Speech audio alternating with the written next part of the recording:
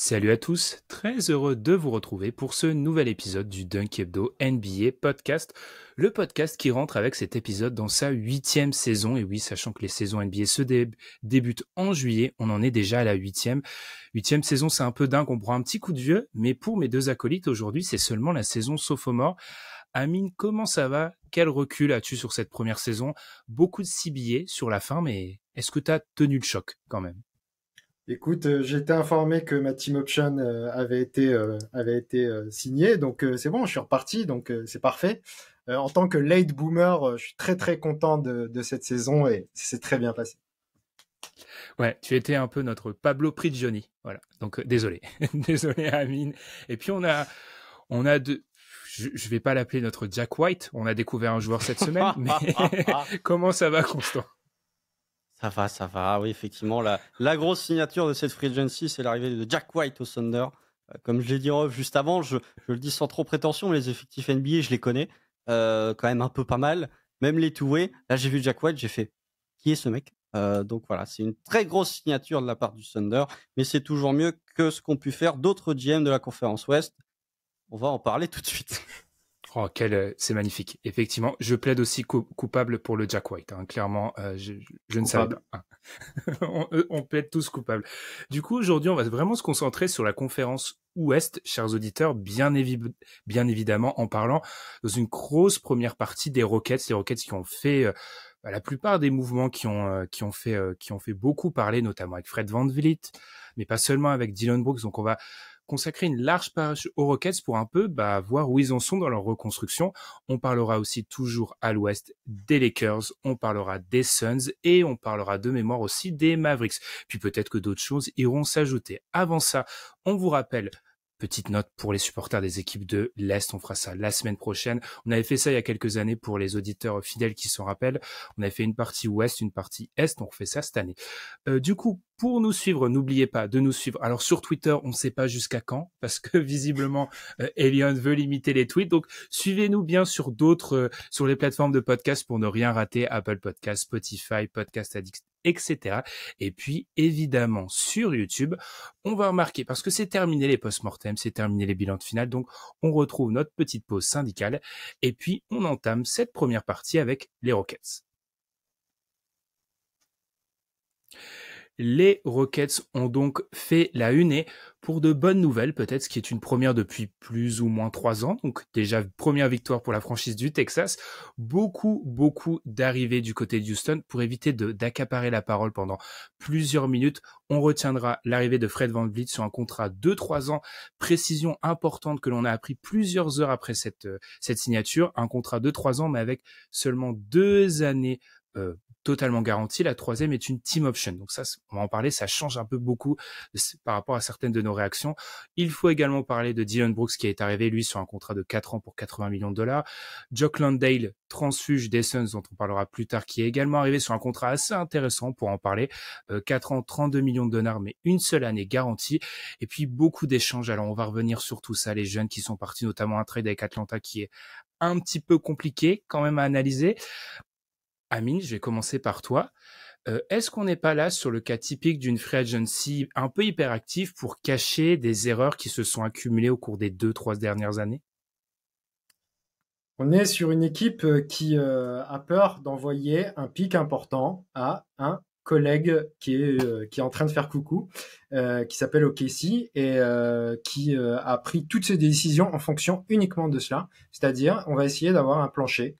Et je trouve ça stupide, l'année où tu draftes Amen Thompson, de prendre donc Amen Thompson. Je suis pas un scout aussi bon que Constant, en tout cas aussi assidu, mais je pense que ce n'est pas difficile de savoir que c'est un porteur de balle de grande taille. Et donc, tu peux le mettre au poste de meneur en ayant un meneur de grande taille. Tu peux le mettre à l'aile, mais lui donner le ballon dans les mains. Du coup, qu'est-ce que fait Houston? Il recrute Fred VanVleet au poste de meneur et donc Dillon Brooks au poste d'ailier. Voilà, pour entourer certainement Jalen Green, parce que on commence à réfléchir forcément à comment ça va s'organiser tout ça. Tu as ton pick 3 de draft qui est un ailier fort, donc au poste 4. Tu as Alperen Sengun qui est au pivot. Moi, j'ai du mal à comprendre où va se situer leur pick 4 Amen Thompson. J'ai du mal à comprendre vraiment avec ces signatures pour des sommes importantes. Qu'est-ce que joue Houston la saison prochaine à l'Ouest? Est-ce que c'est donc Fred VanVleet et Dillon Brooks qui fait toi une équipe qui ne serait-ce qui va se battre pour le play-in? Donc ça, c'est toutes les questions qui se posent. Je sais qu'on a beaucoup parlé du montant du salaire de VanVleet et certains trouvaient que c'était correct, d'autres un peu moins, et la team option est venue rabrouer ça. Mais la question que je pose, c'est est-ce qu'une équipe aurait proposé ce salaire à Fred VanVleet pour que Houston le propose à tout prix? Alors, on va me dire, il faut remplir un peu le salary cap, tout ça. Mais moi, je me pose quand même cette question. Et je me pose la question aussi des sélections de shoot aussi la saison prochaine du côté d'Houston. Le problème ne devrait pas se régler. Donc moi, j'ai beaucoup trop d'interrogations. Pour terminer, je citerai un petit peu Dunk Hebdo qui parle souvent des doubles timelines. Là, on est sur une double timeline, mais avec des vétérans qui ne sont pas des top players. Donc, je pense que ça risque d'être la double timeline la pire qu'on ait jamais vue. Voilà.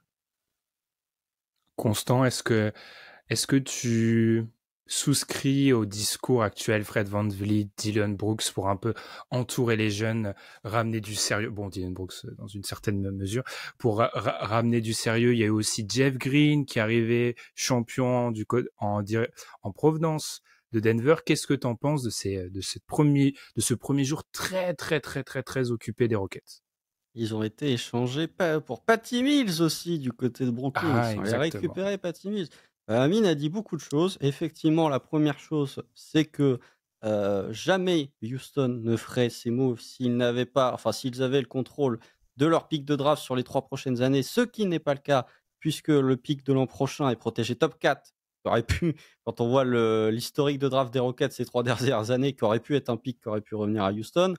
Dans 2 ans, c'est un swap avec le Thunder et avec Brooklyn. Et dans 2 ans, c'est un pick protégé, si je ne dis pas de bêtises. Il y a un autre point que Camille n'a pas mentionné. Pour moi, c'est le choix du coach.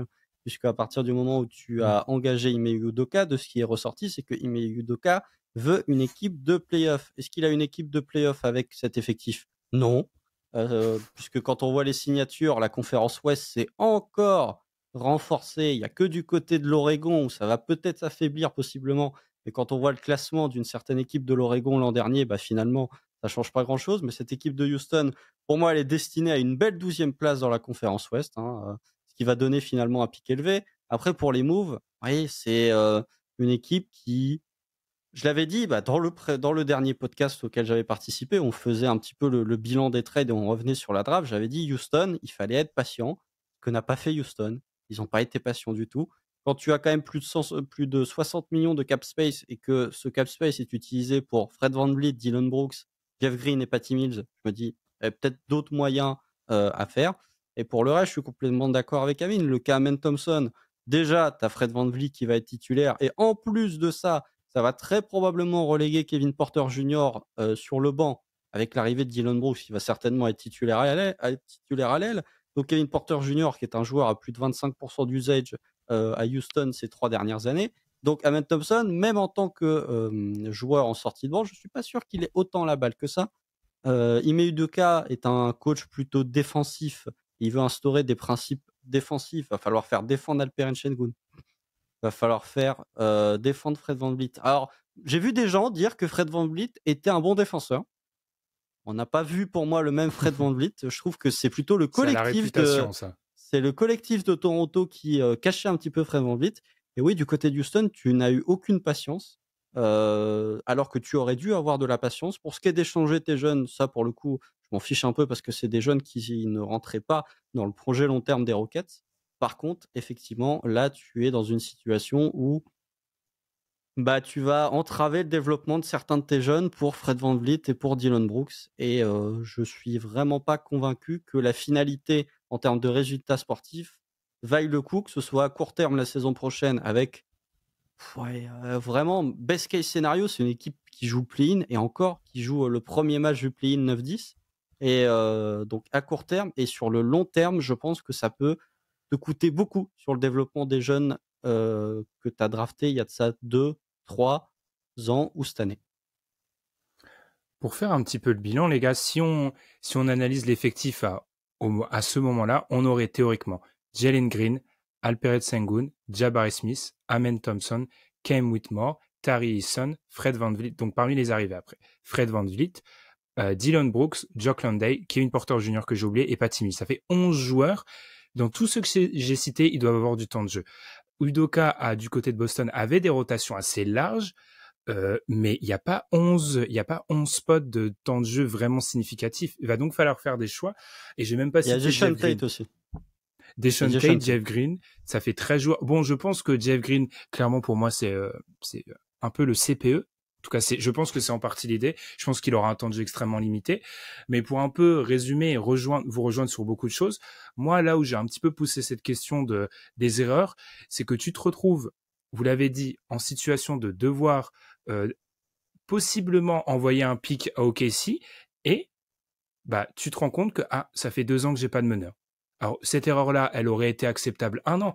Tu peux faire un test, Kevin Porter, 1 an, tu te dis, il y a du potentiel, on est une équipe qui est en reconstruction totale. Tu peux pas amener cette erreur-là 2 ans de suite. Et là, tu te retrouves sur une free agency où, on va être honnête, il n'y a pas des options très reluisantes, en fait. C'est-à-dire que les 2 seuls joueurs qui ont pris un max, c'est d'un côté Fred VanVleet et de l'autre Kyrie Irving. Pour les 2, alors il y a des questions totalement différentes, pas sur le même. Il y en a un c'est le talent, l'autre c'est l'attitude, mais ce sont des joueurs sur lesquels les max offerts posent de réelles questions. Donc c'est ça en fait pour moi un peu ce qui me déçoit du côté de Houston, c'est que alors on est sur une intersaison de surréaction. Oui, on a besoin de vétérans pour structurer. On a besoin d'un porteur de balle qui sera peut-être, du coup, s'il n'est pas surresponsabilisé sur le côté porteur de balle, sera 3 ou 4e porteur de balle. Et alors, je sais, comme tu l'as dit, Amine, qu'il faut remplir le salary cap. Et là où je suis d'accord avec toi, c'est que remplir le salary cap et donner un max, même si les alternatives n'étaient pas reluisantes, sur un joueur qui est undersize. Et moi, je suis terrifié par les meneurs undersize qui vieillissent. Undersize, qui a mal shooté la saison dernière. Ah oui, la saison d'avant, il shootait mieux. Oui, mais encore celle d'avant, il shootait mal. Donc bon. C'est une année sur 2, Fred VanVleet. Du coup, ils vont récupérer la bonne année au tir de Fred VanVleet. on espère pour eux. Et puis, un 3e porteur de balle undersize qui change pas ta défense de la raquette, c'est cher. C'est très cher. Amine, tu as un peu évoqué Fred VanVleet. Est-ce qu'on peut continuer sur ce sujet-là? Quel sera son rôle, selon toi, à Houston, du coup, là? C'est une très grande question et j'ai vu beaucoup de réactions très différentes justement à cela. J'ai vu également parce que Constant parlait tout à l'heure qu'il avait vu que Fred VanVleet était un bon défenseur selon certains. J'ai vu aussi que Fred VanVleet était un playmaker selon certains. Alors, moi, je ne dois pas regarder les mêmes matchs parce que j'en ai vu quelques matchs de Toronto les saisons dernières. C'était très dur à regarder et pas spécialement de la faute de Fred VanVleet balle en main parce qu'il n'avait pas beaucoup la balle en main en vérité à Toronto. Fred VanVleet et ce n'est pas un playmaker pour moi en tout cas ce n'est pas un playmaker principal, ça c'est une certitude. Et moi ce que je comprends pas, c'est qu'en fait là encore Fred VanVleet et Dylan Brooks vont se rejoindre un petit peu dans les 2 cas. C'est que tu vas chercher quelqu'un qui on va dire dans le meilleur des cas, on va dire que l'idée de Houston c'est qu'ils sont élites sur un truc. Fred VanVleet, ils doivent se dire que c'est un élite shooter, on va dire. C'est dur à entendre, mais c'est un peu plus facile d'entendre que Dylan Brooks est un élite défenseur. Là, j'aurais tendance à être d'accord avec eux. En tout cas, personnellement. Mais le problème, c'est que là où il t'amène quelque chose, il t'enlève quelque chose. Vous avez parlé justement de la taille de Fred VanVleet. La réputation de bon défenseur de Fred VanVleet, elle est due à son énergie. C'est parce qu'il harcèle le ballon. C'est les gens qui regardent le basket comme avant, en fait, finalement. Mais effectivement, il est tout petit. Il se fait cibler systématiquement. Ce n'est pas ce qu'on appelle un bon défenseur. C'est un gars qui se bat. C'est pas la même chose. Et concernant Brooks, sachant qu'on est déjà dans une équipe qui a un problème au niveau, j'en ai parlé un petit peu de la sélection de shoot, je pense que là ça risque d'être très compliqué parce que Dylan Brooks c'est un très bon défenseur pour moi, mais par contre ça crée de vrais problèmes pour ton jeu offensif. Et la raison pour laquelle Memphis ne garde pas un joueur qui était très important tout de même dans la construction de leur roster, la construction de leur effectif, ce n'est pas pour rien, c'est parce que ça crée aussi des problèmes. Donc moi, j'en démords pas, j'arrive pas à comprendre exactement ces moves parce que même si éventuellement tu as peur de lâcher ce fameux pic haut placé et te retrouver un petit peu en difficulté à cause de ça, j'ai envie de dire, pourquoi vous tentez pas Austin Reeves, par exemple?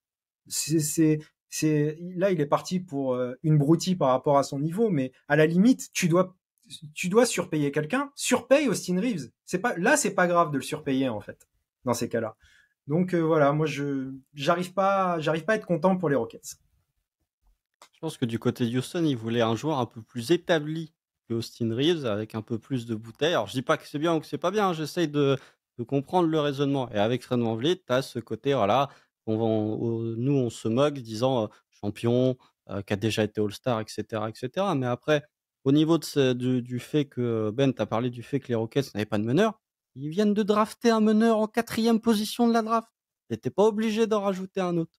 Après, au niveau de la construction, et en plus, avec Amen Thompson et Jalen Green, tu avais un truc élite, puisque c'était le backcourt uber athlétique. Ce qui n'est pas du tout le cas quand tu vas ajouter Fred VanVleet. L'arrivée de Patty Mills aussi. Enfin voilà, je ne sais pas comment tu comptes défendre avec Patty Mills, Fred VanVleet, si c'est vraiment ta rotation au poste de point guard. Et pour ce qui est du reste, effectivement, Fred VanVleet, il y a du côté de Toronto la dernière saison, c'était quand même c'était un défenseur volontaire, mais il y a certaines actions où, au niveau de l'attitude, il était loin d'être irréprochable aussi. Donc j'attends vraiment de voir comment ça va se passer du côté de Houston. Dillon Brooks, dans l'attitude, est loin d'être irréprochable aussi, c'est le cas de le dire. Donc voilà, il y a beaucoup d'interrogations sur le projet de Houston, et encore une fois, ça sacrifie beaucoup de jeunes, ou en tout cas beaucoup de développement de jeunes, pour éviter de te retrouver dans une situation dans laquelle ils vont se retrouver. Moi, en tant que fan du Thunder, je suis très content de voir ce que fait Houston, puisque ça me garantit une place ou un pic de draft qui sera entre 6 et 10. Donc, c'est le meilleur scénario possible. Mais du côté de Houston, ouais, il y a au niveau des montants, on s'en fout parce qu'ils ont du cap space, et en plus, maintenant avec le nouveau CBA, tu as plutôt intérêt d'être, tu n'as pas d'intérêt justement à être en dessous du salary floor, donc il faut dépenser ton argent. Il n'y aura pas les extensions rookie avant 2 années, ça c'est pas grave. Mais au niveau du développement de jeunes et du développement de ton socle de jeunes est très important, bah, en fait, ça va faire des échantillons en moins pour eux. Mais du coup, pour moi, alors, il y a une incohérence totale entre la free agency et la draft, du coup. Parce que là où je t'entends, Constant, ils ont sélectionné un meneur numéro 4. Alors, du coup, va pas mettre un max, certes avec une option, sur un autre meneur de jeu qui, je vous rejoins parfaitement en termes de playmaking, il y a des grosses lacunes. J'entendais souvent dire, mais Fred VanVleet perd peu la balle pour un joueur qui a souvent le ballon. Oui, mais Fred VanVleet rate des lectures, Fred VanVleet au niveau du pick and roll, etc. Enfin, souvent, les Rockets, pas du tout, les Raptors jouaient un pick and roll 1-4, mais c'était pas Fred VanVleet le porteur de balle, c'était Pascal Siakam. Essayez de comprendre pourquoi. Bref. Donc en fait, pour moi, là où il y a cette incohérence, c'est que j'entends parfaitement le fait d'avoir sélectionné un meneur, d'avoir une équipe qui, globalement, il n'y a pas tellement de redondance sur les profils des jeunes, mais alors accepte ton échec d'il y a quelques années et accepte de peut-être envoyer ton pic à OKC. Alors, il y a une incohérence totale, parce que si c'est ça, va pas sélectionner un meneur numéro 4. Essaye de monter un échange pour avoir un joueur peut-être plus expérimenté, etc. Moi, c'est vraiment l'incohérence. Je t'en prie, Constant. Mais ça rejoint ce qui a été dit en conf de presse et ce qu'on a pu lire de ci, de là parmi les médias d'Houston, c'est que Raphaël Stoll, qui est le GM des Rockets, il s'occupe de la draft, et Ime Udoka, il s'occupe de la free agency. Ça n'est pas possible, en fait. Tu peux pas avoir une franchise qui coexiste avec un coach qui fait les free agents et le GM qui fait la draft. C'est pas possible. Et encore une fois, on en revient à la problématique de si c'est pour viser les playoffs et pour démonter ce que tu as mis 3 ans à construire laborieusement, pourquoi avoir engagé Ime Udoka, hormis avoir un joli nom sur le papier? Parce que Houston, si Ime Udoka veut une équipe de playoffs, ça ruine ce qu'ils ont mis 3 ans à faire, à savoir être mauvais, mais récupérer des hauts choix de draft pour pouvoir développer les jeunes. Ce qu'aurait dû faire Houston, c'est un peu le même théorème que les Hawks avec Dejounte Murray, c'est quand tu fais un all-in, tu peux te dire on a raté. Quand tu as envoyé tous tes pics de draft, tu peux te dire ok, on va envoyer des pics de draft très élevés au KC, mais ça ne doit pas nous éloigner de notre objectif qui est de développer des jeunes.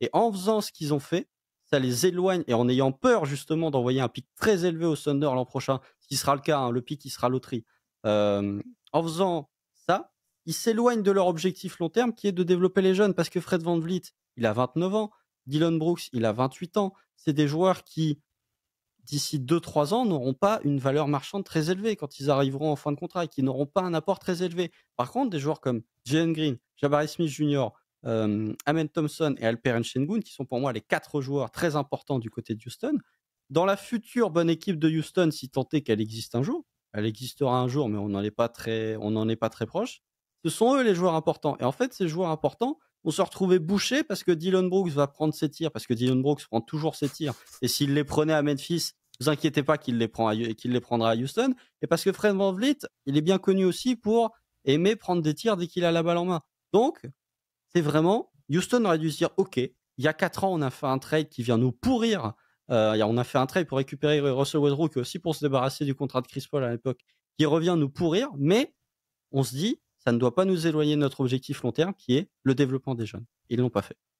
Je sais que c'est quelque chose auquel tu es très sensible, Amine, la question de la double timeline. Ça rejoint un peu ça. Ouais, clairement. Et puis, en plus de la double donc la double timeline, le plus gros, déjà dans des bonnes équipes, ça a pas trop marché. Enfin, des bonnes équipes. Des équipes avec de bons vétérans, on va dire. Donc là, on a en plus la double timeline qui est construite à l'envers par rapport à ce qu'on a déjà vu, c'est-à-dire que tu as d'abord les jeunes et tu as ensuite des vétérans que tu vas aller chercher pour essayer de gagner plus vite, alors que là, Constant a dit quelque chose d'extrêmement juste et très important, c'est-à-dire que ces moves, il n'a aucun sens, même si on considère d'un point de vue financier, finalement, parce que tes joueurs vont pas atteindre la valeur qu'ils peuvent atteindre si tu ne les utilises pas d'une manière intelligente. C'est-à-dire qu'il n'y a même pas de ligne directrice. À la limite, choisissez une ligne, et peu importe laquelle. Si vous avez décidé que votre porte-étendard, c'est Sengun, par exemple, et vous voulez vous en servir comme hub offensif, peu importe si on y croit ou pas, au moins vous faites un choix. Si vous êtes sûr que c'est Jalen Green, votre futur star, donnez-lui tous les tickets de shot et qu'il fasse n'importe quoi. Des fois, c'est pas grave, mais au moins on voit où vous allez. Là, on ne sait pas où ils vont. Là, il vient de. Moi, je suis Amen Thompson. Je sais pas où j'en suis, hein, franchement. Surtout que c'est un joueur à polir, très clairement, de ce que j'ai entendu. Donc, à polir avec une équipe où les vétérans vont lui prendre énormément de minutes. Moi, je sais pas. C'est hyper compliqué. Cette double timeline, ce sera probablement la pire qu'on ait jamais vue. Comme tu l'as dit en plus tout à l'heure, Ben, c'est très juste parce que j'avais même pas pensé à ça. Il y a 13 joueurs qui peuvent voir le terrain. C'est complètement dingue, en fait. Et qui peuvent voir le terrain de manière normale, en fait. Il n'y a rien de choquant. Tout à l'heure, tu avais oublié Jason Tate. C'est peut-être un des meilleurs joueurs à mettre sur le terrain, en vérité. Dans certains dispositifs, dans un jeu à la Udoka, justement, où tu vas chercher une défense collective intelligente, un Jason Tate, il fait sens. Je sais pas. Moi, j'ai l'impression que tout est enfin, c'est pas une impression. Tout a été fait à l'envers, de toute manière, avec Houston. Et ils sont dans cette situation aujourd'hui de double timeline étrange, alors si la saison prochaine ils sont en play-off, moi je veux bien faire tous les mea culpa du monde, hein. Il n'y a pas de problème, parce que là je l'aurais vraiment pas vu venir. Ouais, je pense qu'on est large pour le coup. D'ici à ce qu'on voit les Rockets en play-off, on a la marge. Mais même, en fait, Houston, je vais être très honnête, s'ils avaient fait Jeff Green, Patty Mills, juste ça, j'aurais dit, ok, tu prends juste 2-3 vétérans pour faire les darons dans le vestiaire, mais qui ne prendront pas de minutes à tes jeunes. Tu veux un petit peu calmer le vestiaire, etc. J'aurais dit, ok, ça c'est pas grave. Mais le problème, c'est que tu as pris Fred VanVleet qui va être titulaire, tu as pris Dillon Brooks qui va être titulaire. Alors le développement de Cam Whitmore, on peut l'oublier, hein, on peut déjà l'oublier. Les fans de Houston qui se sont hypés pendant 2 semaines, on peut déjà l'oublier parce que en fait, il va passer derrière Dillon Brooks, il va passer derrière Jason Tate, il va passer derrière probablement Tari Eason qui aurait pu, le système Udoka, devenir un vrai bon joueur, mais comme là, il va falloir donner des minutes à Jock Landale, il va pas pouvoir jouer au poste 5. Comme il va falloir donner 35 minutes, 33 minutes à Dillon Brooks, il va pas pouvoir se développer. Enfin bref, Houston. Et donc voilà, c'est vraiment une situation, je sais même pas si c'est une double timeline, c'est tu changes ton axe, en fait. Tu changes ton axe d'un coup, tu passes d'une équipe qui tank, pour être très honnête, pourquoi ils ont gardé Steven Silas l'an dernier, c'est aussi pour tanker. Ils passent d'une équipe qui tank à une équipe qui fait des moves pour être compétitif. Alors que les Rockets t'ont montré sur les 3 dernières années ne te permettent pas d'espérer d'être compétitif l'an prochain. Si une équipe, on va prendre un exemple pas du tout biaisé, si une équipe comme Oklahoma City décide de faire des moves pour être compétitif, tu peux te dire oui, ok, parce que la saison dernière a été particulièrement prometteuse. Non. Oui. où elle était particulièrement prometteuse. Là, Houston, non. Ils ont fini 14e de la conférence Ouest. Ils ajoutent des joueurs qui, en plus, ne vont pas élever tant que ça leur niveau intrinsèque. Parce que Dillon Brooks et Fred VanVleet, c'est quand même 2 joueurs qui sont parmi les joueurs les plus inefficaces à leur poste de la NBA. Donc, l'attaque, je suis même pas sûr qu'elle soit aussi meilleure que ça. Peut-être qu'elle sera un peu plus régulée, un peu plus établie, un peu plus correcte sur Udoka que sur Steven Silas, quand même. La défense, t'as pris Dillon Brooks, ok, mais quid de Fred VanVleet? Et le développement des jeunes, ça va passer après les minutes données aux vétérans. Donc, on comprend pas, en fait. J'ai beaucoup de mal à comprendre ce que a voulu faire les Rockets, hormis le fait de dire on donnera pas un pick 5 au Thunder l'an prochain. Sachant que ces ajouts-là, défensivement, le problème des Rockets, notamment défensivement, 27e défense pour ce qui est de défendre la raquette, ils seront pas meilleurs. Voilà, ils seront pas meilleurs. Ils auront peut-être Jock Landale sur le banc. Et il y avait cette volonté d'aller chercher un Brook Lopez, par exemple, dans l'idée. 2 ans très cher de Brook Lopez, pour moi, ça me choquerait moins que 4 de Dillon Brooks, par exemple, dans l'idée. Mais pour moi, il y a ce péché originel, c'est ce fait de ne pas être allé chercher, par exemple, un vétéran à la main. Alors, je donne un exemple comme ça, mais tu vas chercher un Mike Conley il y a 1 an du côté d'Utah ou quelque chose comme ça. Tu surpayes la fin de contrat d'un vétéran, mais au moins, tu as quelqu'un à la main de sérieux et qui ne va pas mettre à mal le développement de tes jeunes joueurs. Moi, ce que je trouve vraiment dommage dans cette idée, c'est de dire, on va, comme vous l'avez dit, on va entourer des jeunes, mais à coût de millions. En fait, si tu entoures des jeunes avec des vétérans de fin de banc, etc., je veux bien. Mais là, c'est à coût de millions. C'est un max où une des 3 principales raisons, c'est ah oui, on va entourer les jeunes.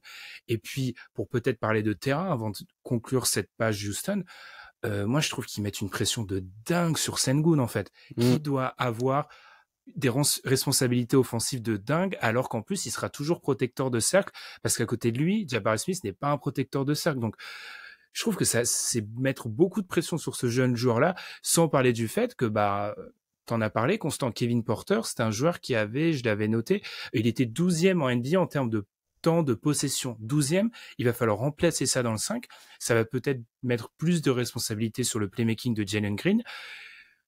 Tu aides, je pense que tu aides beaucoup dans le vestiaire tes jeunes joueurs, mais tu les aides, au vu de l'investissement, tu les aides pas suffisamment sur le terrain, selon moi. Oui, et puis c'est surtout, encore une fois, cette problématique de meneur, c'est parce que Houston a passé 2 ans et demi à croire que Kevin Porter Jr. était un meneur. Et pour ça, ils ont vraiment cru que... Et puis, alors j'ai aucune idée si ça aurait été un bon meneur ou quoi que ce soit, mais l'année dernière, il draft Ty Ty Washington. Peut-être que ça ne donnerait rien, mais en fait, quand tu te rends compte assez rapidement que Kevin Porter Jr. n'est pas un meneur, je trouve ça bête de ne pas avoir essayé, vu que tu étais dans un projet tanking, essayer beaucoup plus de voir Ty Ty qui a le profil d'un meneur un peu playmaker, et tu peux avoir une bonne surprise un peu à la Trey Jones aux Spurs, tu vois, quelqu'un qui peut être un bon backup meneur, mais tu l'as installé titulaire sur une saison et commencer à travailler quelque chose d'intéressant. Donc, il n'y a pas grand-chose qui a été bien fait dans l'ordre du côté d'Houston. Et puis surtout, sur la fin de saison l'an dernier, le backup meneur, c'était Jason Tate. C'était Jason Tate qui faisait du playmaking. Et peut-être juste un dernier truc, tu as parlé de renforcer à coups de millions, et le truc qui m'embête pour Houston, c'est qu'on est dans une cuvée de free agency qui n'est pas terrible, soyons très honnêtes. Qu'est-ce qui empêchait Houston de faire une année avec Amen Thompson en point guard titulaire et de se retrouver avec le même cap space l'été prochain, où il y aura déjà un peu plus de matière? Qu'est-ce qui aurait empêché Houston de faire ça, très honnêtement? Et ben là, ils pourront pas le faire. Donc, avec Fred VanVleet, tu sacrifies déjà ta flexibilité financière l'été prochain, alors qu'il y a peut-être plus de joueurs intéressants. Peut-être que tu aurais fait une meilleure saison sportivement et tu n'aurais pas eu besoin de recruter ces joueurs. Et en plus, tu bouches le développement d'un mec que tu as drafté en 4 il y a de ça 2 semaines. Et c'est là où on se rend compte peut-être pour les projets de reconstruction qui attirent souvent les fans, tu n'as pas tant de temps que ça. C'est-à-dire que là, 3 ans de marasme. Alors certes, le marasme de Houston est quand même sur 3 ans historique en termes de nullité, mais c'était quand même très très violent. Mais 3 ans, et avec tout le bien qu'on pense de Tillman Fertitta, qui est quand même un propriétaire de haut niveau, 3 ans c'est long. Et quand tu es mauvais pendant 3 ans, il y aura des réactions très rapides. Alors peut-être que les réactions sont totalement excessives, je pense qu'on est tous d'accord là-dessus, mais c'est ce qu'il faut prendre en compte en fait. Il faut pas, et c'est pour moi la grande erreur de Houston sur ces 3 dernières années, ils se sont dit on met des jeunes sur le terrain, on met un coach pour tanker et on attend un peu les progrès en interne, etc. Tu peux pas, il faut être toujours dans la réaction, l'ajustement. Et là, ils sont dans la surréaction en un été. On a passé notre 30 minutes syndicales sur les Rockets, les gars, avançons un peu. Et là, je suis content, je me frotte les mains parce qu'on va parler, alors non pas parce qu'on va parler des Lakers, parce qu'on n'est pas d'accord. Et ça nous arrive pas souvent. J'ai à ma droite ou à ma gauche, bon, quand on enregistre en visioconférence, il n'y a pas de droite, il n'y a pas de gauche, en face de moi sur l'écran. J'ai d'un Comme côté... la politique française. Exactement. Oh, celle-ci, on va la garder. J'ai en face de moi Amine qui est plutôt séduit par ce qu'ont pu faire les Lakers, et j'ai toujours en face de moi, mais en bas dans le carré de la visioconférence, Constant qui est un petit peu plus sceptique. Alors, Amine, parole à l'attaque. Pourquoi est-ce que t'es séduit par ce qu'ont fait les Lakers? Alors, je pense pas qu'il y aura du sang non plus, Ben, parce que je suis pas séduit non plus. Je suis pas en train de me. Et moi, je dis pas que c'est complètement nul non plus. Donc, je suis pas en train de sauter au plafond. Je pars plutôt du postulat, en fait, de où viennent les Lakers il y a un an. Et quand je pars du postulat des Lakers il y a un an, je me dis, purée, bon, c'est les Lakers. Donc, finalement, est-ce qu'on est vraiment surpris? Non. Mais, purée, ils s'en sortent vraiment bien. La première pierre qui est tombée et qui m'a beaucoup plu, c'est une partie de la mid-level sur Gabe Vincent, parce qu'il en reste un tout petit bout, je crois. C'est à peu près 10 millions la première année. Et donc déjà, moi, je trouve ça très bien, parce que Gabe Vincent ne va pas tout changer du côté des Lakers, mais c'est un profil qui est parfait. On l'a vu lors de la saison du titre dans la bulle, c'est ce type de profil qui va bien dans ce roster. Alors, LeBron James n'est plus tout à fait le même LeBron James que dans la bulle. Et Anthony Davis, on n'a aucune idée s'il sera Anthony Davis de la bulle ou pas. Donc ça, c'est la grande question. Mais néanmoins, si tu pars du postulat que c'était deux meilleurs joueurs, tu dois forcément construire en fonction d'eux. Donc Gabe Vincent, ça m'a beaucoup plu. Surtout le tarif. Je m'attendais peut-être à ce qu'il aille trouver un peu plus cher ailleurs. Ensuite, l'autre grosse info, là on n'est plus dans l'ordre, mais le très bon tarif qu'ils ont eu pour Austin Reeves, parce que finalement c'est exactement ce qu'ils pouvaient lui proposer, qu'ils lui ont donné, ce qui veut forcément dire qu'une équipe n'a pas mis la pression plus que ça aux Lakers pour pouvoir prolonger Austin Reeves, et c'est un très beau tarif. Moi j'étais vraiment conquis par ce joueur la saison dernière, et notamment dans des playoffs où il est très important dans le parcours des Lakers jusqu'en finale de conférence. Et quand je vois le tarif de certains joueurs, des guards un peu donc arrière dans cette échelle, je me dis que vraiment tu le payes pas cher au vu des tarifs qui sont actuellement pratiqués. Surtout qu'il a un peu les deux côtés du terrain, c'est un joueur efficace, il t'apporte un peu de playmaking. Les playoffs derniers, il a beaucoup porté la balle en playoffs, et on a vu qu'il était pas mauvais là-dedans. Donc vraiment, Austin Reeves à ce tarif, moi je trouve que c'est magnifique. Ensuite, bon, le reste des moves sont un peu plus à la marge, mais tu as réussi à prolonger Rui Hachimura. Je suis un peu plus circonspect. Je sais pas si ça va être exceptionnel. Il a fait une bonne fin de saison, et lui est allé chercher son argent sur justement après ce trade aux Lakers, parce que je suis pas sûr qu'il aurait eu le même tarif. Ils ont prolongé D'Lo pour un tarif qui correspond à peu près à sa valeur, on va dire. Donc, vu que de toute manière, tu pouvais pas faire grand-chose comme ajustement, je trouve ça normal qu'il l'ait fait, et maintenant, au moins, tu le payes pas hyper cher, et ça reste maintenant un asset intéressant pour un trade éventuellement. Je pense que des équipes redonneront sa chance à D'Lo, qui a montré beaucoup de limites, mais j'aimerais bien quand même dire que ce n'est pas le tocard qu'on est en train de nous dire actuellement un peu partout, parce que c'est ce qu'on entend un peu partout. Il a des limites qui sont très dures, justement, à ne pas voir, notamment en play-off, au niveau de ce qu'il apporte défensivement, mais ce qu'il apporte quand il est régulier, ce qui n'arrive jamais, en fait. Donc, je vais me contredire moi-même, mais quand il est régulier, ce qu'il apporte dans le pick and roll et dans le passing, c'est quelque chose, et dans le shooting aussi, c'est quelque chose qui sera toujours valuable. Donc voilà, moi je crois que j'ai fait un peu le tour. J'ai peut-être oublié si j'ai oublié des signatures, bien sûr. Donc les projets, je termine. Donc les fameux projets théoriques, puisque c'est des projets théoriques depuis le début, que ce soit Cam Reddish ou Jackson Hayes. Je crois un petit peu plus en Jackson Hayes parce qu'on a vu un petit peu plus de choses sur lui, mais en vérité j'y crois pas. Mais bon, tu les récupères au minimum. Ok, j'ai envie de dire, ça fera la rotation. Il y a Taurean Prince aussi. Donc, pour faire le backup à l'aile, moi, je trouve ça pas mal sur le tarif qu'il a eu. Donc, voilà. Globalement, je trouve que c'est une bonne free agency. Ça fera pas d'eux des contenders si LeBron James et Anthony Davis sont pas hyper forts. Mais s'ils sont hyper forts, ils seront contenders. Ça valait pas grand-chose de signer Cam Reddish quand t'as Jen Uchifino drafté en 17 déjà. Cam Reddish, je pense que bon, ça fait 1 an et demi que vous en parlez à Dekedo, donc je vais pas remettre une 14e couche sur Cam Reddish. Mais il y a un On moment adore. quand le mec c'est son 14e environnement, qu'on dit ouais il va se développer, c'est qu'il faut peut-être arrêter à un moment de se dire qu'il y a du progrès. En fait, c'est pas que j'aime pas l'intersaison des Lakers, c'est que pour moi ça change pas les problématiques en fait. Gabe Vincent, j'aime bien le recrutement. Rui Hachimura, 51 millions sur 3 ans, il a pris un gros chèque. Hein. Pour moi, tu overreact un petit peu à sa campagne de playoff. Austin Reeves, j'adore. Par contre, là, pour le coup, il y a pas à tortiller. 56 sur 4, c'est vraiment un excellent tarif pour Austin Reeves. Je crois qu'il y a pas mal de bonus, il y a 15% de no trade clause. Enfin voilà, ils ont blindé vraiment pour qu'il reste. Taurean Prince, si son option n'a pas été activée du côté des Wolves, c'est pas uniquement pour des raisons financières. Je trouve que Taurean Prince, on est sur un joueur très théorique et finalement, quand on voit la réalité du parquet, c'est pas un si bon joueur que ça. Et ensuite, pour les Lakers, déjà, faut quand même partir du principe que c'est la dernière saison de LeBron James aux Lakers, véritablement, d'après les rumeurs et d'après ce que lui a l'air de poster sur Twitter. Il finirait peut-être aux Hawks, d'après les mocks d'ESPN. Je pense que voir LeBron finir sa carrière aux Hawks, ça lui ferait un petit peu mal au cœur.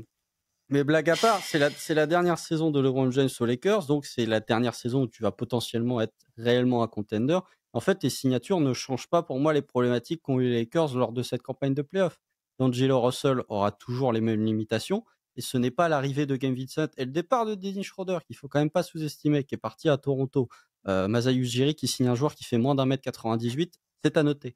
Mais en fait, et des Schroeder qui avaient été importants lors de leur campagne de post-season, notamment lors de la série contre les Warriors.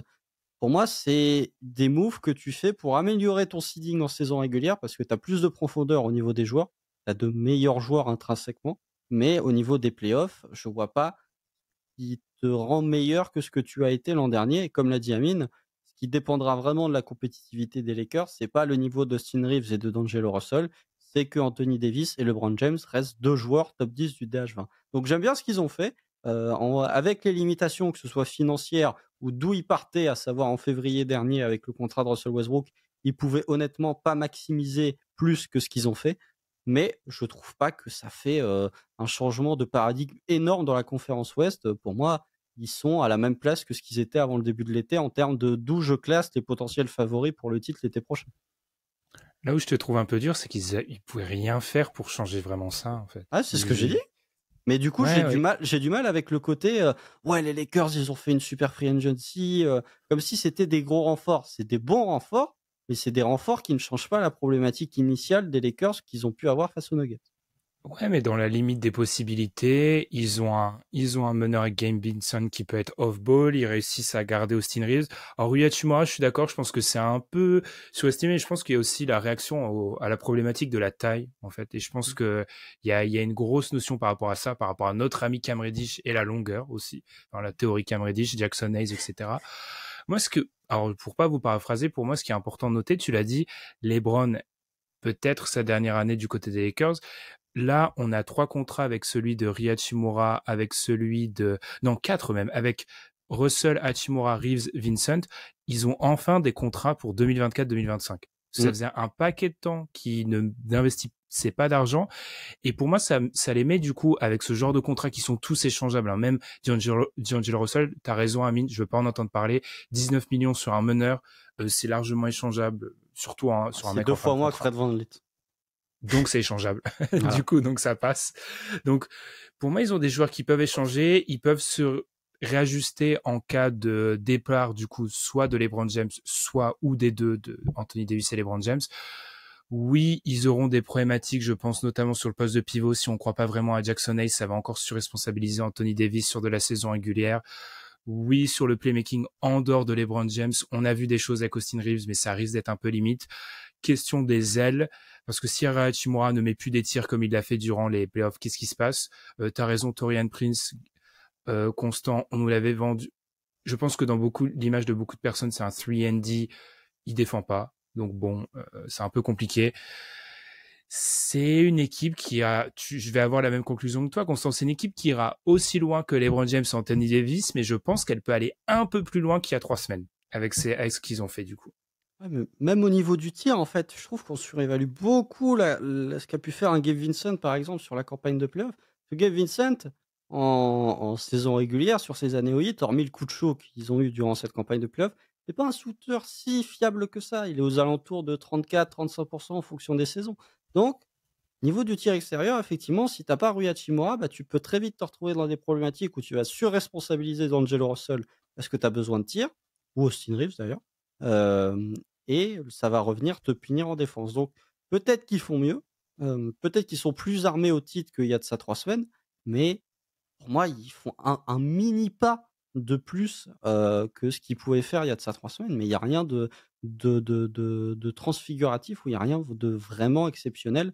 Surtout que voilà, le contrat d'étaler sur plusieurs années, ok, mais un joueur comme. Au moins, voilà, c'est mon point. J'étais en train de chercher mon point, excusez-moi. Le point sur lequel je suis content, c'est que ils n'ont pas fait comme il y a 2 ans avec le trade de Russell Westbrook. Ils ont compris que le star talent au détriment de la profondeur d'effectif, quand tu as des joueurs comme Anthony Davis et LeBron James, c'est pas une bonne idée. Ça, c'est bien. Mais pour le reste, c'est bien. Je veux pas non plus dire que c'est nul, mais il n'y a rien de transfiguratif. Il n'y a rien de. Voilà, il n'y a rien qui me fait particulièrement dire wow, c'est incroyable, hormis Austin Reeves, encore une fois. Je voulais juste rajouter, en fait, le truc positif qu'on perçoit un peu moins, et Ben en a un peu parlé, c'est les contrats tradables, en fait. C'est-à-dire que c'est ce que n'avaient pas du tout les Lakers, justement, à cause de ce star talent et d'avoir Westbrook en 3e très très gros salaire. Et le fait d'avoir des contrats tradables, ça te permet tellement de pouvoir t'ajuster de manière plus ou moins différente. Et si tu arrives à la trade deadline et tu perçois vraiment ton vrai problème, surtout que t'es les Lakers, on l'a vu, même avec le contrat pourri de Russell Westbrook, tu arrives à t'en sortir bien. Donc tu peux peut-être trouver des moyens de t'améliorer et c'est peut-être pas la version finale de l'équipe qu'on verra en juin l'année prochaine.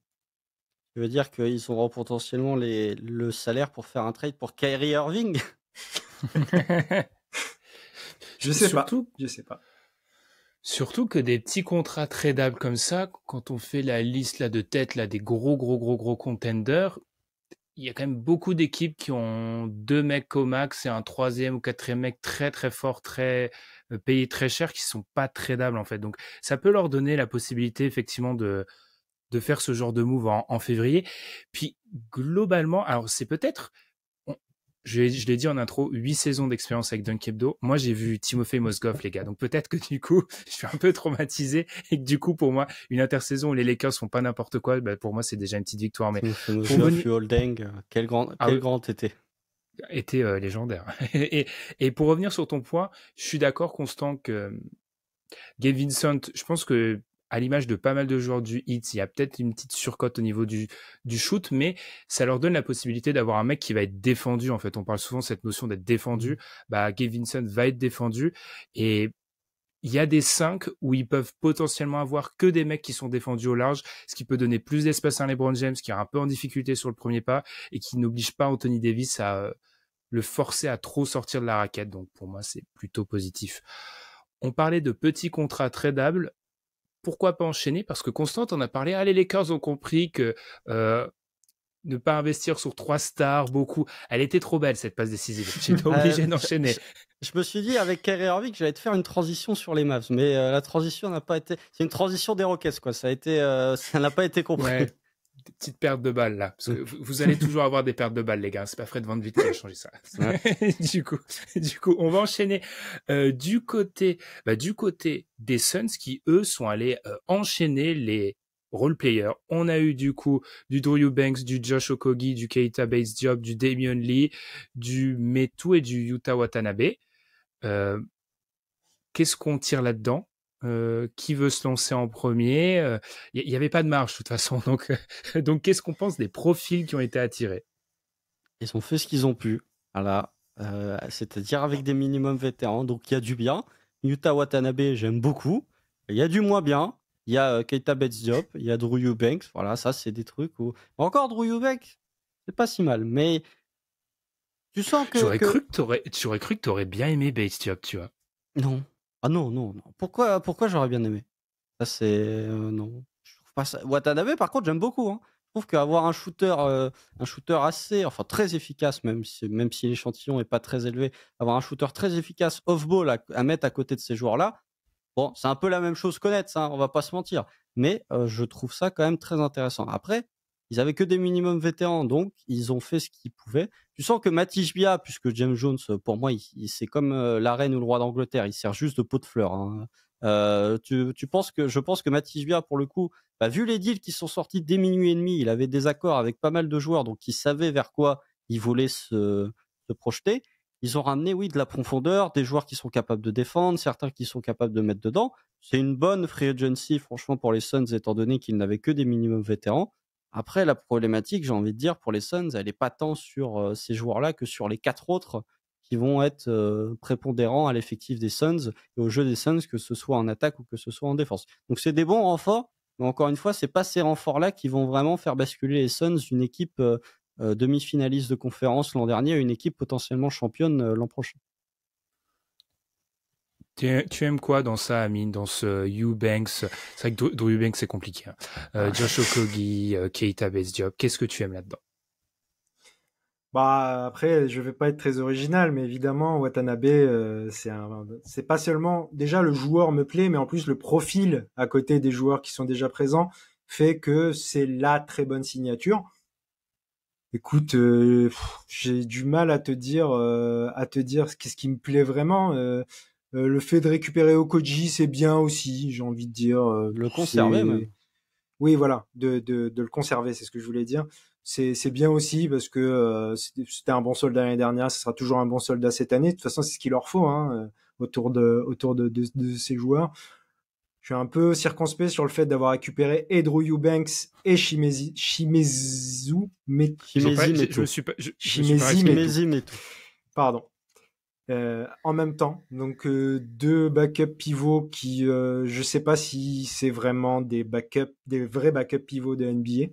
En attendant de voir si ils re-signent aussi Bismack Biyombo, mais je crois que tous les roster spots sont pris en plus. Non, ouais, il en reste un peut-être. Non, je crois qu'ils sont tous pris en plus. Donc ça veut dire qu'ils vont pas reprolonger Torrey Craig aussi, je sais pas. Parce que Torrey Craig pour le coup, ça aurait été quand on parle justement de Torrey Craig comme la signature la plus importante que tu peux faire à la free agency, c'est vraiment que t'es malin. Ils sont à 14 roster spots, sachant que le contrat de Jordan Goodwin est pas garanti et sachant que il y a Ishmael Yanwright qui n'a un contrat pas garanti. White, ouais. Donc ils peuvent encore signer des joueurs, sachant que tu peux te ramener à 21, je crois, avec le nouveau CBA au training camp, 21 rosters, enfin 21 joueurs sous contrat standard. Donc ils ont de la marge, mais Torrey Craig, s'il n'a pas d'offre, mais après si Torrey Craig, je peux me tromper. Encore une fois, la théorie de Kebdo, au moment où je vais dire ça, entre le moment où cet épisode sera publié et le moment où je le dis, Torrey Craig va prolonger aux Suns. Mais si Torrey Craig n'a pas déjà prolongé aux Suns, c'est peut-être parce qu'ils vont pas le conserver, étant donné la rapidité qu'a eu Matisse Bia et Isaiah Thomas pour signer des free agents le 1er juillet minuit 10. Oui. Non, mais c'est bon. C'est bon, comme la free agency des Suns, hein, c'est bon. Du coup, non, pour un peu revenir sur vous. Alors non, c'est pas mon côté séoulite qui fait que Watanabe, je suis un peu moins chaud que vous. C'est un peu, du coup, c'est un peu l'échantillon que je trouve un peu fluctuant avec Watanabe. Donc je me demande quel Watanabe on aura. Oui, si on a le Watanabe qui shoot à 45-46% à 3 points, oui, pour eux c'est du pain béni. Après, moi, ma vraie question, c'est mais en fait, alors vous en aviez déjà parlé dans l'épisode de la semaine dernière, les gars, mais playmaking, compliqué, hein, parce que t'as quand même pris que de l'ailier ou de l'intérieur en grande partie, donc de playmaking sur responsabilisation de Devin Booker. Je suis très, très pessimiste parce que Devin Booker est un joueur. Alors, je suis en train de fignoler mon déjà, mais il finira probablement top 10, ou en gros, on va faire du spoil, mais c'est pas la dernière fois qu'on l'avait vu vraiment, vraiment dans le playmaking. C'est pas ce qu'il fait de mieux et c'est pas ce qu'il devrait faire. Donc, moi, ça me pose un peu question. Après, tu t'allais pas chercher un playmaker de qualité au minimum vétéran que tu pouvais insérer dans ce 5-là. Et c'est peut-être pas peut-être que c'est quelque chose qu'ils iront faire en cours de saison. Je sais pas. Mais c'est ma seule petite question. Et par contre, sur les profils en eux-mêmes, ils sont offerts plusieurs profils différents. Il n'y a pas de profil vraiment redondant. Donc ça, c'est plutôt intéressant. Et moi, Keita Base Diop, après, moi, j'aime trop ce genre de profil. Donc c'est mon biais. Ah non. Mais je me dis dans une équipe où il y a Booker, Durant, Bills, il peut avoir des minutes peut-être en rotation, en playoff, peut-être. Je pense que c'est le seul environnement où il peut peut-être en avoir. Ah, il part de loin. Il part de loin, il est pas bon. Mais Il c'est part de un peu très mon très loin, parce que c'est mon Keita seul Diop, espoir. aux dernières nouvelles, il jouait quand même dans la pire, la pire, non, Je- l'une des pires équipes NBA l'an dernier. Hein. Oui, mais c'est mon biais pour ce genre de mec un peu grand, ailier défensif Qui tire un qui est peu. qui est censé tirer un peu mais qui tire pas. Du coup L'an j'ai dernier, j'ai il un biais tirait aux pour ce genre. Spurs, mais Ouais, l'an c'est dernier, ça, il aux tirait. Mais par Spurs. contre, la défense était, comme les Spurs l'an dernier, était inexistante. Hein, mais bon. Hmm. À voir. Moi, c'est seulement cette problématique playmaking, mais bon, ils auraient pas pu faire mieux. Là, la transition playmaking, Kyrie, elle est un peu douteuse, mais bon, on va parler des Mavs du coup. On va parler des Mavs qui ont donné beaucoup d'argent à Kyrie Irving, beaucoup trop, selon certains. Est-ce qu'ils en ont donné beaucoup trop? Allez, je commence avec toi, Amine. Non, moi je réponds clairement. Ils ont dépensé des assets pour récupérer Irving. Le projet c'était de continuer avec lui. Je trouve ça normal. C'est pas moi personnellement, je veux bien attendre avant de quitter le bus parce que c'est pas le petit échantillon qu'on a vu qui était catastrophique, disons-le, mais pas spécialement de la faute de Kyrie Irving, que j'ai envie de voir la suite. J'aurais aimé que ce soit avec un autre coach aussi. Ça me Tu sais, dérange. j'étais en train de penser en plus, j'étais en train de me dire, ouais, mais c'est C'est toujours Jason Kidd le coach en fait. c'est ça. C'est plus ça qui me dérange que la resignature de Kyrie Irving. On va se concentrer uniquement sur le terrain, même si c'est pas facile avec Irving, mais moi j'y crois à l'association. On a vu Kyrie Irving jouer à côté de James Harden et plutôt bien, même si ça n'a pas été beaucoup de matchs. Je vois pas pourquoi il pourrait pas jouer à côté de Luka. Maintenant, si je trouve aussi que ce qui a été fait autour est pas si mal que ça. C'est fait aussi avec les moyens du bord, mais il y a une idée. Si Richaun Holmes redevient un joueur de basketball, il va poser des écrans, ce qui est cool pour une équipe qui a Luka et Kyrie. Euh, leur draft était basé sur les intérieurs aussi, ce qui était un peu bizarre, mais ils voulaient des intérieurs. Ils ont prolongé Dwight Powell aussi d'ailleurs pour un montant qui reflète un peu plus sa valeur lui aussi que celle de son ancien contrat. Et puis il y a toujours le théorème de certains joueurs, justement. Vous parliez tout à l'heure de joueurs qui font une saison sur deux. Est-ce que Reggie Bullock va être le gros Reggie Bullock, par exemple, la saison prochaine? C'est le type de joueur qui, une fois de temps en temps, te sort une énorme saison où tu as l'impression que c'est un des meilleurs joueurs off-ball et défenseurs de la ligue. Pour moi, j'ai envie de laisser le bénéfice du doute. Comme j'ai dit, le seul truc qui me fait poser de question, c'est que cette équipe, elle est coachée par Jason Kidd. Oui, pas grand-chose à ajouter. La prolongation de Kyrie Irving, ça fait depuis pas mal de temps que je répète à qui veut l'entendre que c'était le seul scénario possible pour les Mavs et pour Kyrie Irving, étant donné le peu d'équipes qui bénéficiaient de cap space cet été. Ils ont réussi à faire un contrat de 3 ans, 2+1 à Kyrie Irving avec une dernière option sur la troisième. Donc, selon le théorème Kyrie Irving, il n'ira pas ou il ne terminera pas son contrat du côté de Dallas. Il sera échangé entre-temps. Ils ont récupéré Seth Curry. Ça, c'est le théorème Kyrie C'est vrai. Irving. Ils ont récupéré Seth Curry, ça j'aime bien. Le retour de Seth Curry du côté de Dallas, ça ne résout pas leurs problèmes défensifs pour autant. Et limite, ce que je trouve le plus intéressant pour Dallas, c'est leur draft en fait. À partir du moment où tu récupères Derek Lively, à partir du moment où tu récupères le fantôme de Rich Knowles, ou plutôt ce qui reste de Rich Knowles, tu as drafté Olivier Maxence Prospect, voilà, donc tu as blindé quand même ton secteur intérieur. Tu allé chercher Dante Exum, voilà, Dante Exum, pick 5 de la draft. Dante Exum qui va récupérer le poste de Frank Ntilikina, à savoir de défendre, et c'est tout. Je sais pas, on va voir ce que ça va donner Dallas. Il y a toujours le problème Jason Kidd, il y a toujours d'autres problématiques qui s'appliquent du côté de Dallas. Je pense que la mauvaise fin de saison est quand même peu probable de voir réapparaître sur la saison à venir sur un plus gros échantillon. Je pense que les Mavs resteront quand même une équipe largement compétitive à partir du moment où tu as un backcourt constitué de Kyrie Irving et de Luka Doncic. Mais il faut encore voir ce que va donner cet effectif coaché sous Jason Kidd. Et à l'aile, Hormis si Josh Green continue de se développer, j'ai aucune confiance en Tim Hardaway Jr., j'ai aucune confiance en Reggie Bullock. Peut-être que c'est des joueurs, comme l'a dit Amine, qui feront leur bonne année. Tim Hardaway, il a aussi ce théorème d'une année sur deux. On va voir. Mais je trouve que défensivement, tu t'es pas renforcé du côté des Mavs et offensivement, tu as pris un peu plus de puissance de feu et c'est pas non plus fou. Si tu t'es renforcé à l'intérieur avec les pivots que tu as récupérés, alors pas avec Christian Knowles, mais au moins avec Derek Lively.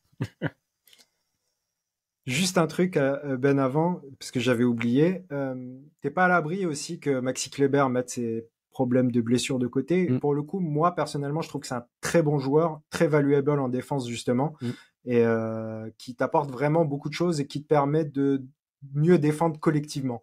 Donc, il y a pas mal, c'est des interrogations, mais ça peut être, si tout clique, ça peut être vraiment une belle équipe, en fait. Et on maintient que Javel McGee est toujours présent dans l'effectif des Mavs. Javel McGee qui est toujours... Moi, j'aurais parié qu'il serait en Chine depuis 2-3 ans. Mais incroyable. C'est le dernier des Mohicans. Il était champion NBA il y a 2-3 ans. Ah, champion NBA. Double champion NBA. Il aurait déjà dû être en Chine à ce moment-là, mais passons. Ou à Taïwan, c'est la nouvelle destination tendance. Quoi dire? Alors peut-être pour un peu plus revenir sur le contrat de Kyrie, je vois beaucoup cette idée et je vais faire un parallèle avec la boucle sera bouclée avec Fred VanVleet. Ah, mais qui lui offrait ce contrat-là? Mais pour moi, il y a une notion qu'on oublie souvent, c'est celle de confiance vis-à-vis du joueur. C'est-à-dire qu'en fait, si vis-à-vis du joueur, allez, je vais le dire clairement, t'essayes de lui mettre à l'envers et de le signer en dessous de ce qu'il considère être un contrat qui mérite. Je pense que déjà, en plus, dans les relations avec Kyrie Irving, doivent te terrifier d'un point de vue JM, ça peut un peu poser certains problèmes. Donc, tu avais investi, tu l'as dit Amine, tu avais dépensé des assets pour qu'ils viennent, continuer l'aventure. Moi, je considère que si Kyrie Irving, parce que t'as envoyé quand même peu, alors ça reste Kyrie Irving en 2023, il y a beaucoup d'interrogations, t'avais envoyé peu pour ce que... S'il reste 2 ans chez toi, ou si t'as 1 saison ou 2 saisons de Kyrie Irving, vu ce que t'as envoyé, pour moi, c'est largement au prix auquel partent des role-players actuellement, et vu les tours de draft, bon, c'est peut-être que Toronto est complètement... et peut-être se fait des illusions. Il n'y a pas que. Mais en tout cas, il n'y a pas que Brooklyn demande deux first pick pour Finney-Smith, par exemple. Donc, tu vois, au vu de ce que tu as envoyé, avec tout le bagage qu'il y a autour d'un Kyrie Irving, si ça te donne une saison, parce que oui, Kyrie sera peut-être plus là dans 2 ans, si ça te donne une saison où tu as Kyrie Irving et tu peux vraiment tester cette association avec Luka, c'est positif. Surtout, n'oublions pas, on l'a pas encore dit, mais l'objectif de base, c'est surtout de contenter Luka et de réussir à ce qui ne part pas dans 1 an ou qui ne viennent pas vraiment commencer à s'impatienter dans 1 ou 2 ans. Donc, à ce titre-là, ramener un mec potentiel DH20 avec 14 astérix ensuite après DH20, pour moi, le conserver, c'était ce qu'il fallait faire, quoi, tout simplement. C'est surtout, c'est mieux d'avoir Kyrie Irving dans son effectif que de le voir partir à la free agency. Parce qu'on a vu sinon le développement du côté de Dallas. Ça aurait été Jaden Hardy le meneur titulaire du côté de Dallas ou ça aurait été Tim Hardaway Jr. Donc Kyrie Irving, on connaît, comme tu l'as dit, on connaît tous les problèmes de Kyrie Irving, surtout en dehors d'un terrain de basket. Sur le parquet, ça reste quand même un vrai bon joueur. Et l'association avec Luka Doncic, sachant que là, ils auront un vrai training camp pour pouvoir développer des automatismes et pour pouvoir créer un esprit collectif, ça va peut-être mieux marcher que l'an dernier. C'est pas dur, vous me direz, de faire mieux que l'an dernier. Encore une fois, la problématique, c'est comment confier un duo aussi fort à Jason Kidd. Puis juste la décision, tu l'as prise en février. À partir du moment où tu fais le trade, tu lâches Finney-Smith, qui est un joueur important quand même pour ton collectif, et tu lâches un pick, c'est que tu as décidé d'offrir ce contrat à Kyrie Irving. Donc cette décision, tu l'as pas prise maintenant. Si tu t'es trompé, c'était en février, c'est pas maintenant. Maintenant, il fallait le faire à tout prix de toute manière. Tu vois, pour moi, c'est peut-être, oui, je donne peut-être beaucoup d'importance à Kyrie au vu de tout le passif, mais Finney-Smith, et pourtant je suis un mec qui tape facilement sur Kyrie, je l'ai très vite sorti de mon DH20 il y a quelques années, mais Finney-Smith, Dinwiddie, un premier tour en 2029, un deuxième tour en 2027, un deuxième tour en 2029, pour la potentialité Kyrie Irving, pour moi, ça reste peu cher. Donc je considère qu'il fallait le faire. Tu vis avec ce risque. Et de toute façon, on aime vivre un peu avec le risque du côté de Dallas, j'ai l'impression. Donc passons. On était dans une spéciale Ouest. Est-ce qu'il y a un move, une équipe dont vous avez envie de parler à l'Ouest, les gars? C'était pas préparé, hein. Donc là, si vous avez rien à me dire, je l'accepte. Moi j'ai deux points. J'ai toujours des trucs à dire. Il va falloir un moment que j'apprenne à méditer ou à restreindre un petit peu ce que je dis. Déjà, Denver qui donne 10 millions sur 2 ans à Reggie Jackson. Pourquoi? Oui. Sachant qu'il n'a pas joué tes playoffs, en fait. Donc, il va falloir m'expliquer comment tu peux envoyer ça sur Reggie Jackson.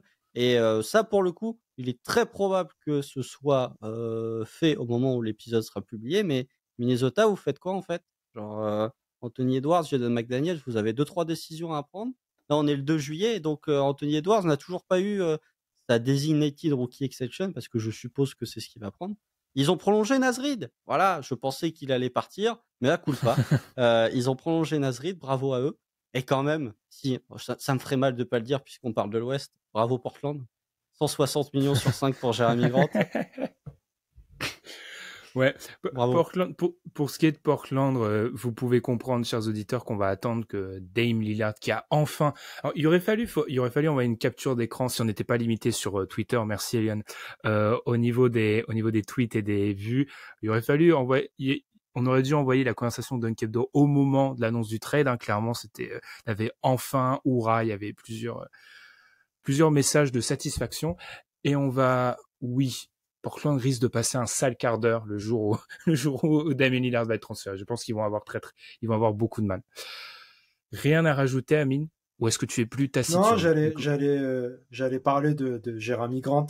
Donc, ça vient d'être fait. Bon, il n'y a pas grand-chose à dire dessus, de toute manière, hein.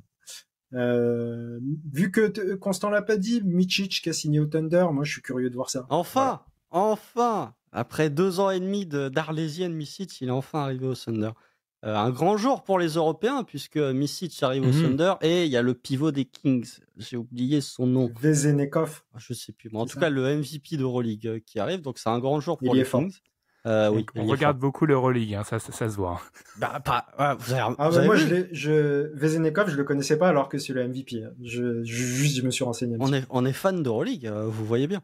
Mais non, mais les Kings, en tout cas, ils ont prolongé Harrison Barnes, ils ont prolongé aussi Domantas Sabonis pour quasi le même montant que Tyrese Haliburton, mais ça c'est un autre débat. Mais voilà, les Kings plus actifs que ce qu'on aurait pu croire au niveau de cette free agency, notamment sur le cas Sabonis. Mais on vous invite à ce sujet-là à aller réécouter nos post-mortem. Nos post-mortem sont pas complètement carbonisés, hein. Il y a beaucoup de problématiques, notamment au niveau des Kings. Avec Amine, ici présent, qu'on avait. C'est Amine qui me l'a rappelé ce matin qu'on était tous les deux pour ce post-mortem-là. On en a enregistré trop, hein, parce que je suis honnête. Et je vais même te rappeler que Gabin avait parlé de l'ailier fort. Je vais arrêter de dire son nom parce que ça se trouve, je le dis très mal. De l'ailier fort européen qui allait signer aux Kings. Donc, bien vu à Gabin. Donc qui regarde l'Euroleague. Mais Gabin, il regarde plus de basket européen que nous. Ouais. En même temps, c'est pas dur. C'est ça. Que nous réunit, je pense. Hein, d'ailleurs. Donc, oui, largement. C'est sûr. Sacha Vezenkov, effectivement. Moi, je regarde juste Micic. Mais maintenant, je n'ai plus de raison de regarder l'Euroleague. Oui, vous pouvez nous jeter des pierres, mais on l'a jamais caché, on est plus des fans de NBA que de basket. C'est une grosse nuance. Eh ben, on va clore comme ça ce chapitre Ouest. Alors, bien évidemment, il peut se réouvrir à tout moment si Damian Lillard est échangé. Quid de James Harden? Amine aura beaucoup de réflexions à, on voit la mine déconfite. Même pas de déconfite, Amine. Je sais pas quel qualificatif je devrais. Ouais. James Harden, si on écoute monsieur Dropping Dimes sur Twitter qui a pop-up de nulle part, lui, on connaît déjà la destination de James Harden, effectivement. Je pense qu'on la connaît déjà. Le chapitre de la conférence Ouest peut être réouvert très vite, effectivement, avec l'arrivée de James Harden. Du coup, si on croit Dropping Dimes et si on croit le théorème qui veut que les superstars NBA, quand elles demandent une destination, elles l'ont toujours, on va se retrouver dans une semaine à vous faire un podcast sur James Harden aux Clippers et Damian Lillard aux Heat, quoi, en gros. Tout à fait. Oui. C'est un peu l'idée. Ok, bon bah rendez-vous dans une semaine. Rendez-vous dans une semaine pour ce podcast possiblement. Ah, j'aimerais bien que ça traîne pas là. Et de Marcus Morris à Philadelphie aussi. Ce sera l'autre gros transfert. Moi, j'ai pas envie que ça traîne là. On vous a, moi non plus. On vous a teasé ça sur Twitter. On a déjà enregistré Dunk and Friends, qui est un format qui va ressortir. On a beaucoup enregistré dernièrement. Cet été, j'ai envie qu'on se repose un peu. Donc, ne me faites pas traîner cette affaire, Joe Cronin, s'il te plaît. Envoie-le dans la semaine qui vient. Merci beaucoup. Surtout qu'il n'y a plus de free agent, là. Les gros free agents. Tiens, d'ailleurs, Dallas, dernier truc sur Dallas. S'il signe Grant Williams, comme les rumeurs ont l'air de dire, s'il signe Grant Williams sur la mid-level, avec la mid-level exception, vrai renfort, Dallas. Voilà. Ouais. Et après, là, ça serait une super free agency. Donc, bougez-vous. Merci beaucoup, infiniment. On a envie de dormir un peu plus. Du coup, je vous remercie, les gars. Je te remercie, Amine. Je te remercie, Constant. N'hésitez pas à suivre le podcast si vous le découvrez. On sait qu'en cette période d'été, il y a beaucoup de découvertes de podcasts. Donc, n'hésitez pas. On est beaucoup plus. Mais là, il y avait que les meilleurs avec moi. Voilà. Les autres vont apprécier quand cet épisode sortira. Les Designated Rookie Extension, là, les deux. Ah ouais, carrément, boum, on explose le salary cap qui est pas très élevé chez nous. En tout cas, on vous remercie de nous avoir écoutés. N'hésitez pas à nous suivre sur Spotify, Apple Podcasts, Podcast Addict, etc. Et à nous noter sur ces applications, ça fait toujours plaisir. N'hésitez pas non plus à nous suivre sur YouTube. Il y a eu un énorme percée de YouTube pendant les post-mortem, playoffs, etc. Donc merci beaucoup. Nous, on prend quelques jours de pause, mis à part Bombe, Washbomb, Shamsbomb, on sait plus trop comment dire, d'ici là. Et puis, on se retrouve très vite pour continuer à décortiquer cette free agency. Salut les gars, à la semaine prochaine. Salut. Salut.